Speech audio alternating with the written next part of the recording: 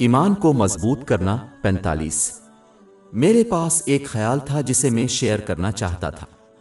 میں حضور نبی اکرم صلی اللہ علیہ وآلہ وسلم کے صحابہ کے بارے میں غور کر رہا تھا کہ انہیں انبیاء علیہم السلام کے بعد سب سے بہترین گروہ کس چیز نے بنایا۔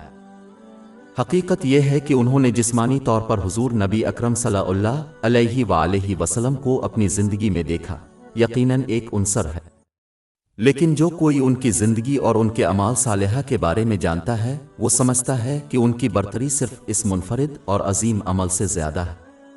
ان کی فضیلت کی ایک بڑی وجہ صحابی عبداللہ بن عمر رضی اللہ عنہ سے متعلق ایک حدیث میں دکھائی گئی ہے جو کہ صحیح مسلم نمبر 6515 میں موجود ہے۔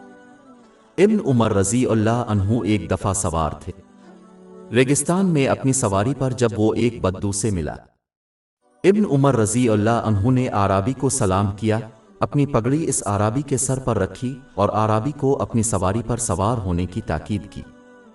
ابن عمر رضی اللہ عنہ کو بتایا گیا کہ اس نے اعرابی کو جو سلام کیا وہ کافی سے زیادہ تھا، کیونکہ اعرابی اس بات پر بہت خوش ہوا ہوگا کہ رسول اللہ صلی اللہ علیہ وسلم کے عظیم صحابی حضرت محمد صلی اللہ علیہ وسلم نے اسے سلام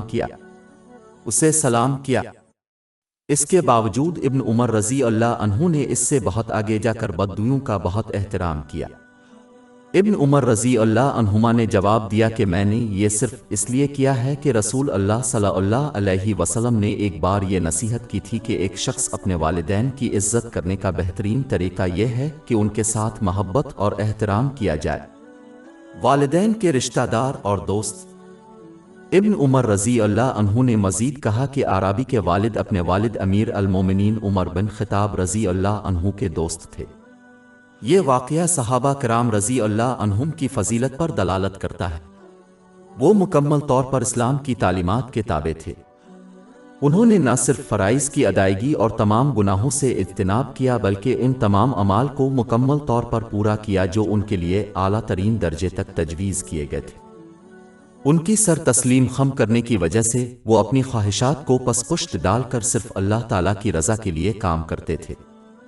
ابن عمر رضی اللہ عنہ آسانی سے اعرابی کو نظر انداز کر سکتے تھے کیونکہ اس نے جو عمل کیا تھا ان میں سے کوئی بھی واجب نہیں تھا۔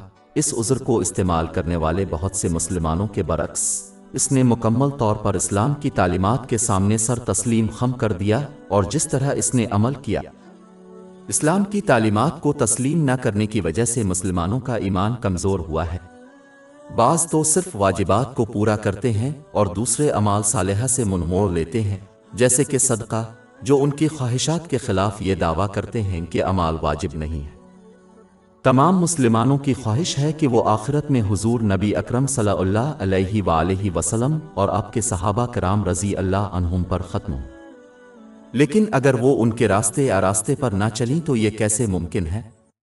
اگر کوئی مسلمان ان کے سوا کسی اور راستے پر چلے گا تو وہ ان کے ساتھ کیسے جا سکتا ہے؟ ان کے ساتھ ختم ہونے کے لیے ان کے راستے پر چلنا چاہیے، لیکن یہ صرف اسی صورت میں ممکن ہے جب کوئی شخص اپنی خواہشات کے مطابق کام کرنے کی بجائے اسلام کی تعلیمات کو مکمل طور پر تسلیم کر لے، جیسا کہ انہوں نے کیا تھا۔ ہماری ویب سائٹ www.sheikhpod.com پر 400 سے زیادہ مفت e books, audio books, infographics, podcast اور بلاگ دستیاب ہے۔